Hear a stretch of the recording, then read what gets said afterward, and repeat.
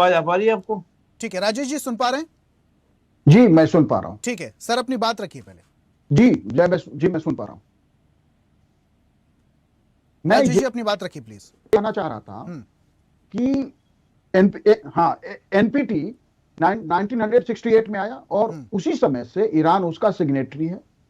1957 में IAEA आ गई, अंतर्राष्ट्रीय परमाणु ऊर्जा एजेंसी, जो दुनिया में कहीं भी परमाणु हथियार का निर्माण यदि किया जा रहा है तो वह जाके जांच कर सकती है।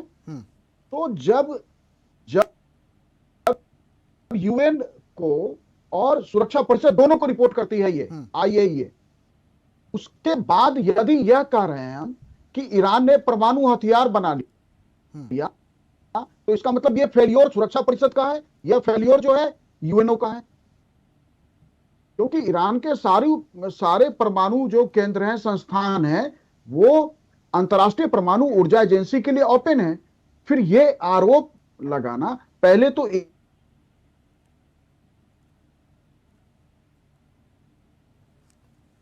जी राजेश जी, यहीं पे संस्था यह जांच नहीं कर पाई। जी मेरी आवाज नहीं जा रही क्या? जी आ रही है सर, बोलिए। हेलो। जी सर बोलिए प्लीज। तो एक अंतर्राष्ट्रीय संस्था जिसके लिए किसी देश के परमाणु संस्थान, परमाणु केंद्र ओपन है, उसके बाद भी आप ये आरोप लगा रहे हैं उस देश पे कि उसने इनरिचमेंट कर लिया यूरेनियम को 90%। तो पहले नंबर तो ये सवाल तो सबसे पहले सुरक्षा परिषद रास्ते पे है। इसीलिए ये अमेरिका का जो ईरान के विरुद्ध, देखिए अमेरिका एक ऐसा देश है कि अरब को यूरोप ने ही, जैसे हम घर में जब एक तरबूज आता है ना, तो बच्चों के बीच जो है झगड़े ना हो, इसी के लिए बराबर पीसेज में बांटे जाते हैं। आज अरब वर्ल्ड जिस तरह से पीसेज में बटे हुए, ये भी यूरोप का ही किया हुआ है। तो ऐसे में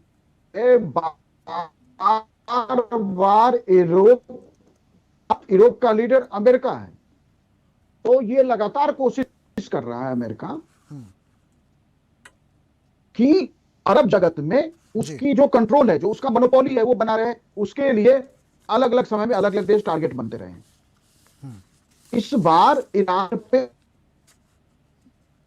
का जो अटैक है, अब जैसे ईरान हुतियों को समर्थन देता है या हिजबुल्लाह को देता है या हमास को देता है, तो ये दो देशों के बीच का विवाद था, इजराइल और ईरान का। यदि अमेरिका इस नाम पे आ रहा है कि उसने यूरेनियम को इतना इनरिच कर लिया, मोर देन 90%, जिससे वो की परमाणु बम बना सकता है, तो ये सवाल अमेरिका पे भी है कि आप संयुक्त राष्ट्र संघ में सबसे मजबूत स्थिति में बैठे हैं, सुरक्षा परिषद के आप अपने को जो है कंट्रोलर बताते हैं, आप ड्राइविंग सीट पे बैठे हैं, फिर ये ऐसा कैसे हो गया? तो ये भी सवाल है।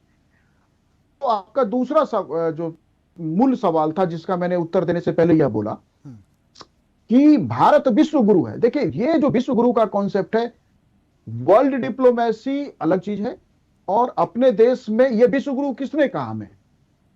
हमारे देश के अंदर ही विश्व गुरु का नारा लग गया। हमारा नेतृत्व जो है, हमारी सरकार, कोई भी देश का जो स्ट्रेंथ है, एक देश जो 150 करोड़ का देश हो, जिसमें 150 मिलियन लोग रहते हो और वह 5 ट्रिलियन से नीचे की इकोनॉमी हो और वह देश विश्व गुरु हो जाए, तो यह तो हंसी के अलावा कुछ नहीं है ना।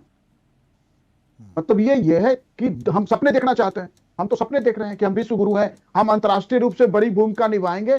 भारत अंतर्राष्ट्रीय रूप से बड़ी भूमिका नहीं निभा सकता। और आप देखिए कि जब सुरक्षा परिषद में भारत को अस्थायी सीट ऑफर किया गया था, जो हमने नहीं लिया और बाद में चीन को दिया गया, शायद भारत ने ही चीन का नाम सुझाया था। इसको लेके खैर अलग अलग मत है। तो चीन सुरक्षा परिषद का, सुरक्षा परिषद में जो परमानेंट मेंबरशिप है, उसका ऑब्जेक्टिव क्या है? उसका ऑब्जेक्टिव है कि अंतर्राष्ट्रीय स्तर पर दुनिया के किसी भी हिस्से में यदि कोई देश किसी की क्षेत्रीयता का, किसी के सॉवरेनिटी का उल्लंघन कर रहा है, तो सुरक्षा परिषद आगे आएगी और ऐसा करने से रोकेगी। क्या भारत, यदि सुरक्षा परिषद में हम अस्थायी, मान लीजिए हमें सदस्यता दे दी जाए और यूक्रेन पे जो है रूस आक्रमण कर रखा है। क्या सुरक्षा परिषद में हम इसके मामले में रूस के विरुद्ध जाके सुरक्षा परिषद में कोई प्रस्ताव रखने की स्थिति में हैं? हम क्या अमेरिका के विरुद्ध कोई प्रस्ताव रखने की स्थिति में? तो ये कि सुरक्षा परिषद में भारत ठीक को है। स्थायी सदस्यता मिलनी चाहिए।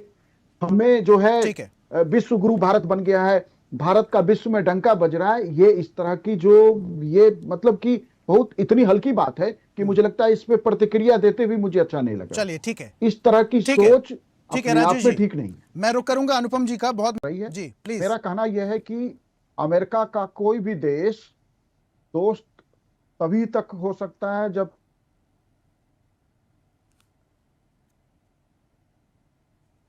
फॉरेन पॉलिसी की समझ में यह बात क्लियर हो जाता है।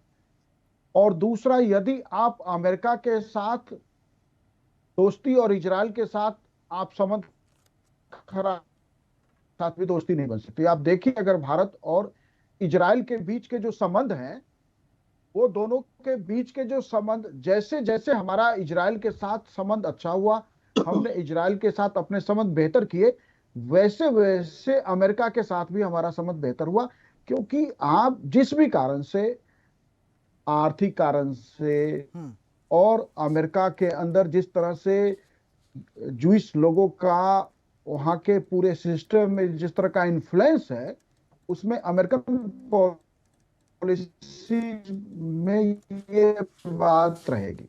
ट्रेंड आया है, वो ट्रेंड ये है कि अब आप किसी एक देश के साथ संबंध बेहतर करके आप जो है काम नहीं कर सकते हैं। क्योंकि आज ग्लोबलाइजेशन का मतलब ये है कि पहले एक देश अगर कोई चीज एक्सपोर्ट कर रहा है तो उसके 10 अच्छे प्रोडक्ट के साथ 10 एवरेज प्रोडक्ट भी और 10 बिलो एवरेज प्रोडक्ट भी बिकते थे। लेकिन अब आप देखेंगे कि ग्लोबलाइजेशन में हर देश जो है स्पेशलाइजेशन के तरफ जा रहे हैं। वैसे में आपको ईरान के साथ भी संबंध रखना है, रूस के साथ भी रखना है, यूक्रेन के साथ भी रखना है, अमेरिका के साथ भी रखना है।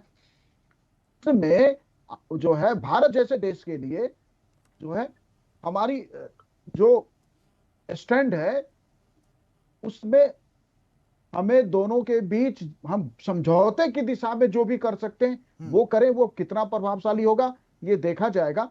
लेकिन हम दोनों देशों के बीच समझौता कराने में यदि कोई भूमिका निभा सकते हैं, यही भारत की सार्थकता है। हम किसी एक के साथ खुल के नहीं जा सकते। सोनिया लेकिन गांधी इस जी बात का के भी लिए यह त्यागी साहब कहना कह रहे हैं कि हमें राजेश जी, ईरान का देखिए इस बात समर्थन के लिए करना त्यागी साहब चाहिए, कह रहे हैं कि इससे अगर हमें सहमत ऐसा नहीं हुआ करना जाए। है, जिस तरीके से स्पष्ट तौर पर ट्रंप ने कहा था कि दोनों देशों के बीच में हमने सीज फायर करा दिया है, भारत पाकिस्तान युद्ध की बात मैं कर रहा हूं, लेकिन क्या उस तरीके से प्रधानमंत्री स्पष्ट तौर पर कह सकते हैं? उसके लिए हमें ताकतवर बनना होगा, ये त्यागी साहब कह रहे हैं।